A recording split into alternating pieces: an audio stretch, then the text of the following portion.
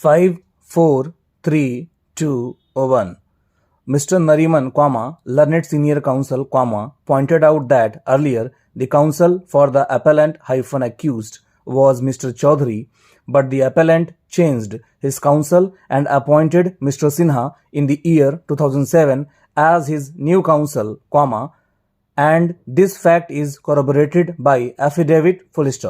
Unfortunately, the name of Mr. Sinha as counsel for the appellant was not shown in the case list when the case was listed, and the name of the former counsel, Mr. Chaudhary, was shown.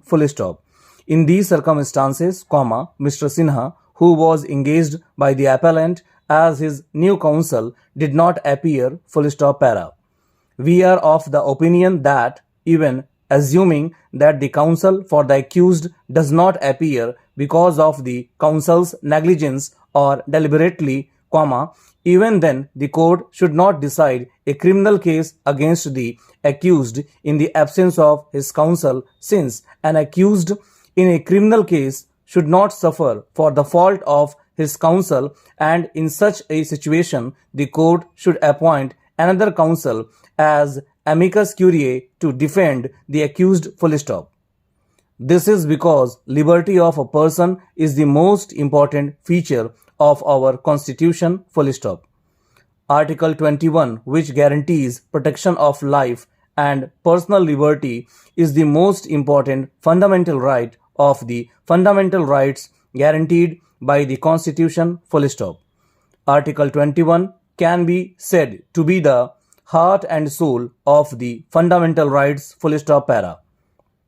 In our opinion, that a criminal case should not be decided against the accused in the absence of a counsel. Historically and in practice, in our own country at least, it has always included the right to the aid of counsel when desired and provided by the party asserting the right. The right to be heard would be, in many cases, of little avail if it did not comprehend the right to be heard by counsel.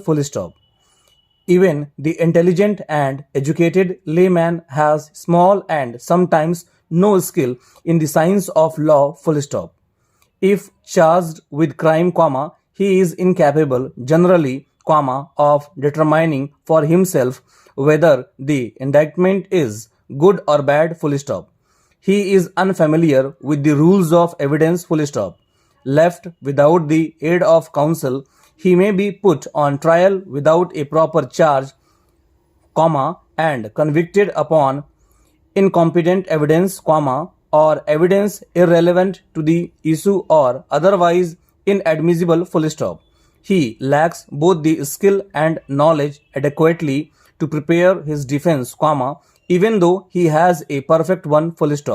He requires the guiding hand of counsel at every step in the proceedings against him.